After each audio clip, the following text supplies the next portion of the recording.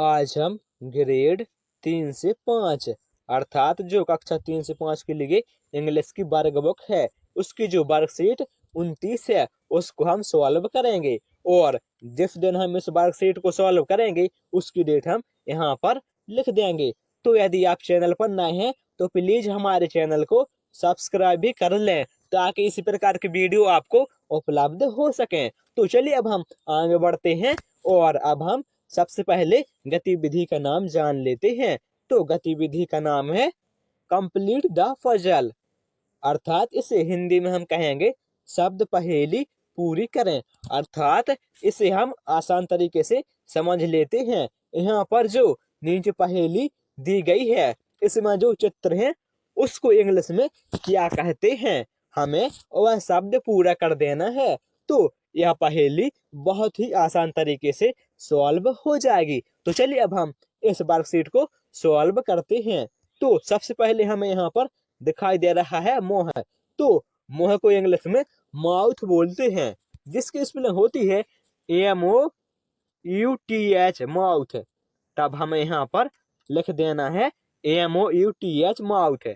तब यह चित्र हमने सॉल्व कर लिया है। और अब हमें अगला चित्र दिखाई दे रहा है हाथ। तो हाथ को हैंड बोलते हैं, जिसकी स्पेलिंग होती है HAND हैंड। तो आपको यह सही से लिखना है। ये लेटर्स मैं यहाँ पर इन लेटर्सों को सही से नहीं लिख पा रहा हूँ। तब हमने इस चित्र को भी सॉल्व कर लिया है। और अब हमें अगला चित्र दिखाई दे रहा है सिर।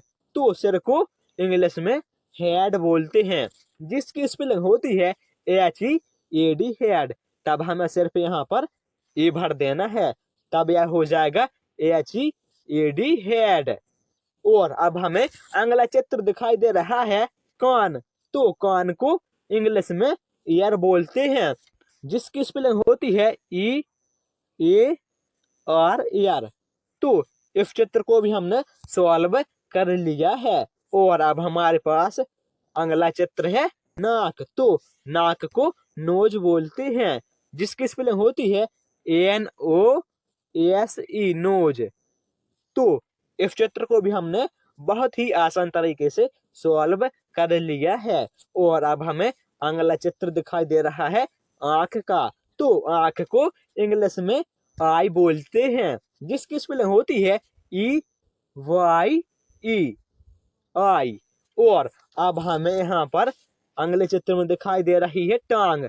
तो टांग को इंग्लिश में लेग बोलते हैं, जिसकी स्पेलिंग होती है LEG लेग। तब हमें अगले डिब्बे में सिर्फ जी भर देना है, तो यह हो जाएगा लेग। तो इस प्रकार हमने इस पहेली को सॉल्व कर लिया है।